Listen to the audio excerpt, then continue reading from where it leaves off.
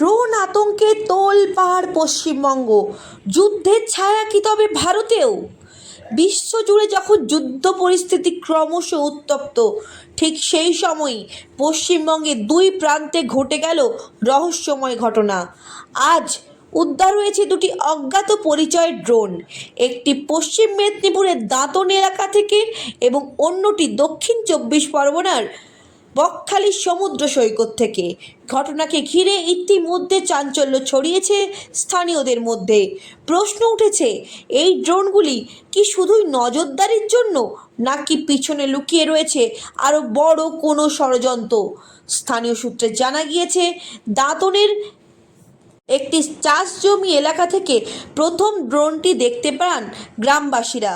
সেটি মাটিতে পড়ে থাকতে দেখা যায়। খবর পেয়ে ঘটনাস্থলে ছুটে আসে পুলিশ। অন্যদিকে বকখালির সমুদ্র সৈকতে ঘুরতে আসা পর্যটকদের চোখে পড়ে আরও একটি ড্রোন, যা সমুদ্রের ধারে পড়েছিল সন্দেহজনক অবস্থায়। এই দুই ঘটনার মধ্যে কোনো যোগসূত্র রয়েছে কিনা তা খতিয়ে দেখতে প্রশাসন হাজির হয়েছে। ড্রোন দুটির উৎস, মালিক এবং উদ্দেশ্য নিয়ে ইতিমধ্যে শুরু হয়েছে তদন্ত। কি করে তো বুঝতে পারছি না। রাত 2:30-3টা থেকে এরকম বিকট আওয়াজ হয়ে এখানে মাঠটায় পড়ে যায়।